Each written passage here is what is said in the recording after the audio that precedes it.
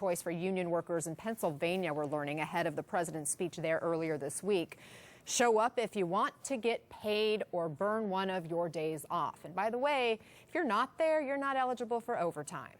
CNN obtaining this memo sent to Shell union workers at the Beaver Creek, Pennsylvania plant ahead of Trump's Tuesday visit.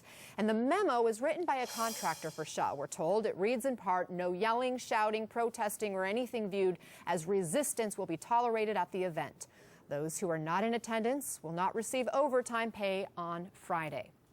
To be clear, Trump and his team did not write this memo.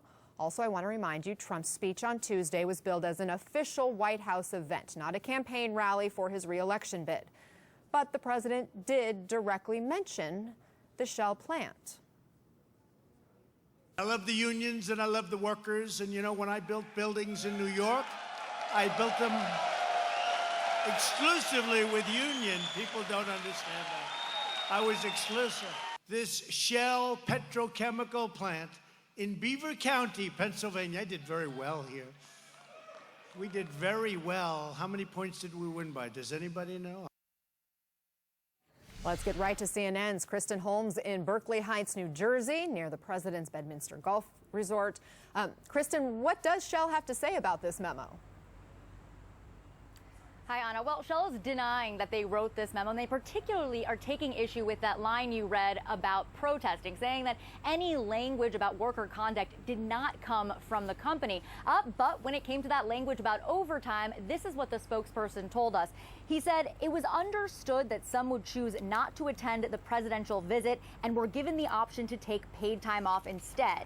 As with any work week, if someone chooses to take PTO, they are not eligible to receive maximum overtime. So again, essentially saying there that it's only mandatory if you want to get paid. Now, we have reached out to the White House to see if they have any response to this. We have yet to hear back. Anna? Okay, Kristen, thank you for that. Joining us now to talk more about the memo and the optics, CNN political analyst Michael Shear, also White House correspondent for the New York Times, and Jay Newton-Small, a contributor to Time magazine. Jay, what's your reaction to this memo? Well, Anna, it would seem to really mix politics and work environments, right? And that's something that traditionally doesn't really happen in the United States, where you're not forced to actually take part in politics. Each person has their own politics. You don't have to say who you voted for. And so to say that you are required as part of your job, if you want to get paid and if you want to be eligible for overtime benefits, to go to an event or a rally that is a political rally in its nature, that's not actually something that is necessarily pertinent to your job or necessary to your job, would seem very abnormal. It's not what the norm is in the United States for these kinds of things. And Michael, according to this memo, employees were directed to arrive at 7 a.m. We know the event didn't start until 2. No lunch boxes allowed, breakfast provided, but not lunch. Again, this memo was not distributed by anyone on the Trump staff, but we do know how much the president cares about crowd size, and he often talks about people standing in long lines for his events. Was this all to curry good favor with the president? Well, I don't think we know for sure, but I mean, I think you can make an assumption that when people are putting together these events for the president, whether they're explicitly political events or whether they're official White House events, there is enormous pressure on anyone putting an event like that together with this president to generate a crowd that, that won't look like the place is half filled. I think what this underscores is what we are going to see for the next, 12, 16 months, 18 months before the next election, which is an increasing likelihood that whether an event is an explicitly political event like a rally organized by the campaign or whether it's an appearance by the president organized by the White House, they're all going to be political. This is a president that doesn't stick to the script. He doesn't stick to the teleprompter. And, as we just saw at that event and at so many other events recently, he veers off of whatever the official topic and subject is to talk about everything in front of him, much of which is political. In fact, this is something he had to say at the event. Let's listen. I'm going to speak to some of your union leaders to say, I hope you're going to support Trump, okay? And if they don't, vote them the hell out of office because they're not doing their job. It's true.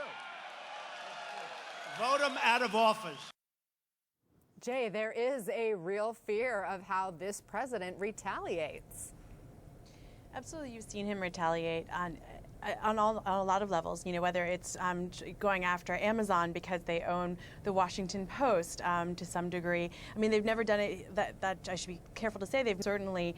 He talks a lot about how he doesn't like the Washington Post. He doesn't like Amazon. He doesn't. And when he says these things in speeches, his people in the government listen, and then they actually take action on these things. And so you've seen a lot of the companies that he names in speeches, then later on, there are cases brought against them in the FTC and the Federal Trade Commission or in other areas. And so it is something that you clearly, there's a link between the politics and what he's saying, even if it's a non-official, even if it's a sort of not political event, it's a White House event. It is something that he doesn't, as Michael was saying, he doesn't really have any distinctions here. What Donald Trump says is what Donald Trump says, and it doesn't really matter what the event is. And that's clear on Twitter, and it's also clear in real life.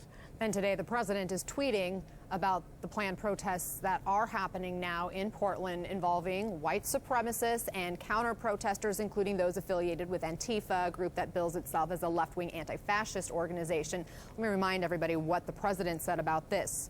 Quote, major consideration is being given to naming Antifa an organization of terror. Portland is being watched very closely. Hopefully the mayor will be able to properly do his job. Michael, 2 years ago this very week, President Trump said, there were fine people on both sides of the Charlottesville violence. In this tweet, there is no condemnation of the white supremacists also holding events in Portland. Should anyone read into that?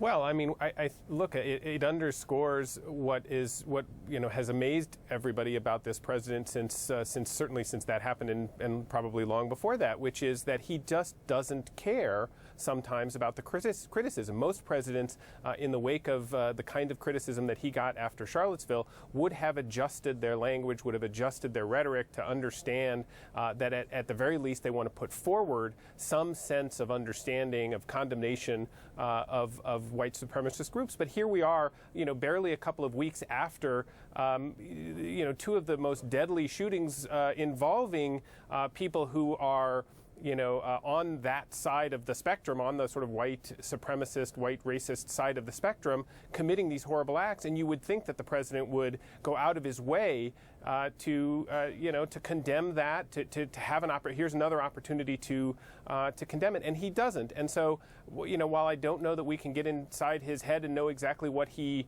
feels in his heart, I think it's pretty clear from his rhetoric kind of the message that he wants to send, and that's not to condemn the white racists, it's to condemn the liberals, what he views as kind of the